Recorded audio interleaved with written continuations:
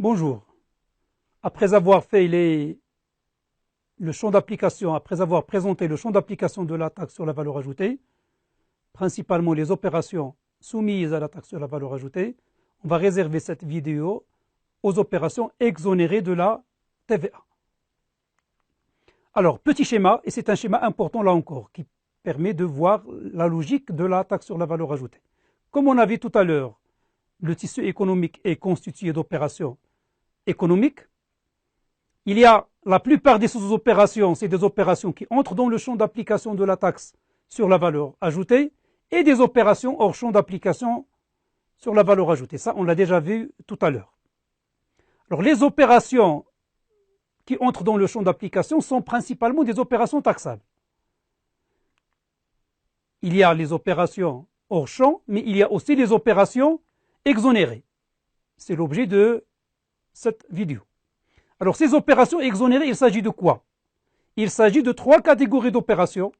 On a les opérations exonérées qui donnent droit à déduction, c'est-à-dire en aval, je ne collecte pas la TVA, mais en amont, j'ai le droit de récupérer la TVA. On a les opérations exonérées sans droit à déduction, c'est-à-dire je ne collecte pas de TVA, mais je n'ai pas le droit de déduire la TVA payée en amont non plus. Et on a les opérations dites opérations en suspension de taxe sur la valeur ajoutée. Alors, les opérations premièrement exonérées sans droit à déduction. C'est en rouge, vous le remarquez, on n'a pas le droit de déduire la taxe payée à nos fournisseurs. Il s'agit des produits de première nécessité, autrement qu'à consommer sur place, le pain, la farine, etc. Les journaux, les publications, les films documentaires, les coopératives lorsque leur chiffre d'affaires n'atteint pas les 10 millions de dirhams, les petits fabricants et petits prestataires dont le chiffre d'affaires n'atteint pas les 500 000 dirhams, c'est d'exonération, les revendeurs dont le chiffre d'affaires n'atteint pas les 2 millions de dirhams, les opérations financières de l'État, les actes médicaux, médecins, cliniques, etc., les opérations de crédit des associations de microcrédit, les opérations réalisées par certains organismes cités par le Code général des impôts, tels que les associations à but non lucratif. Et je vous invite à consulter le Code général des impôts et la circulaire 717 tome 2 qui sont à votre disposition dans la plateforme que vous consultez. Voilà pour les opérations exonérées sans droit à déduction.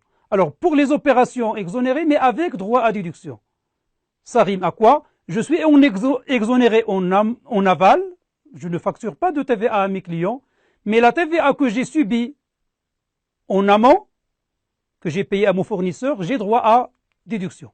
Alors, il s'agit des opérations d'exportation de biens et de services, des marchandises ou objets placés sous le régime suspensif, on va le voir tout à l'heure, et des biens d'équipement acquis pendant les 36 premiers mois à compter du début d'activité, notion qu'on va élucider tout à l'heure.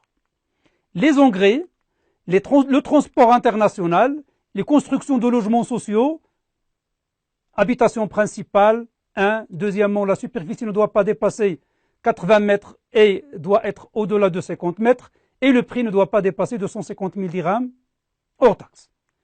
Ajoutez à cela la restauration des monuments historiques et d'autres opérations exonérées avec droit à déduction. On consulte le code et la circulaire 717 tome 2. Suite d'autres opérations exonérées avec droit à déduction, les produits et équipements agricoles, les tracteurs, les abris-serres, les moissonneuses batteuses, les lieuses de foin, etc. Les dons de biens, de marchandises ou de travaux destinés à l'État, aux collectivités locales ou financés par des dons de l'Union européenne, des opérations effectuées par les banques et les sociétés holding offshore, les opérations de construction de mosquées, les achats de missions diplomatiques, etc., etc., etc. On consulte le code encore une fois. Les opérations maintenant qui bénéficient du régime suspensif, c'est une opération exclusive aux entreprises exportatrices, qui seules peuvent être autorisées à recevoir en suspension de la taxe leur achat de marchandises, de matières premières, d'emballage, etc. C'est la modalité, Cette modalité est réservée exclusivement aux entreprises exportatrices. Alors, tout à l'heure, on a parlé de début d'activité. On avait dit que les biens d'équipement sont exonérés pendant les 36 mois qui suivent le début d'activité. C'est quoi le début d'activité? On envisage deux cas. Le premier cas, c'est le cas de redevable ne procédant pas à la construction de son unité de production, soit location, soit un local déjà prêt, et le cas de redevable qui procède à la construction de son unité d'exploitation. Alors le premier cas de redevable qui ne procède pas à la construction, donc il n'y a pas d'autorisation de construire, ni de certificat de conformité, ni de permis d'habiter, on va dire. Alors le début d'activité, c'est la date du premier acte commercial, c'est-à-dire le premier approvisionnement, c'est la première opération d'acquisition de biens ou de services. Et cela hors des frais de constitution, qui ne sont pas comptés, qui ne sont pas pris en compte, hors les frais nécessaires à la première installation, et dans la limite de 3 mois qui commence à courir à partir du premier acte commercial lié à l'installation de l'entreprise. On va voir tout de suite un exemple. Exemple de détermination du début d'activité.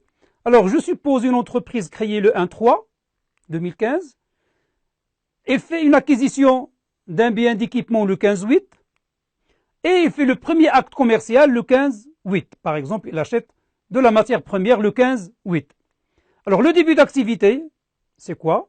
Ce redevable bénéficie d'un délai supplémentaire de 3 mois pour son installation, pour commencer, pour faire les tests de production, etc. et les essais, à partir de la date du premier acte commercial. Cela donne quoi? Le début d'activité ne va pas être le premier acte commercial qui est le 15/8, mais ça va bien être le 15 novembre. On a ajouté 3 mois pour les premiers essais, 3 mois d'installation, quoi. Alors la période donc de l'exonération va être de 39 mois à partir du premier acte commercial. C'est simple pour le cas d'une entreprise qui ne construit pas son unité d'exploitation. Deuxième exemple, c'est le cas d'une entreprise qui construit son unité d'exploitation. Alors le début d'activité, c'est 36 mois à compter de la date de délivrance de l'autorisation de construire, puisque pour construire, il faut une autorisation de construire. Les biens d'investissement sont exonérés durant toute la durée d'acquisition ou de construction, même si on dépasse les 36 mois, à condition que les demandes d'achat d'exonération soient déposées à la DG et à la direction des impôts dans le délai de 36 mois.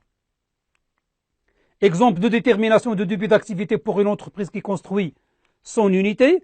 Alors, soit une entreprise créée le 1/6/2015, il a effectué les opérations suivantes. Le 15/6, location d'un appartement pour la domiciliation de son siège. Le 2/11, acquisition d'un terrain. Alors, le 15/3, obtention d'une autorisation de construire. Le début d'activité, c'est donc le 15/3/2016. Voilà pour le champ d'application de la TVA. On a vu dans un premier temps les opérations taxables, dans un deuxième temps les opérations exonérées. La semaine prochaine, Inch'Allah, on va voir les éléments de règles d'assiette et on va faire comment voir la base imposable, quel est le fait générateur de la TVA, quels sont les taux de la TVA et les déductions de la TVA. À la semaine prochaine. Merci.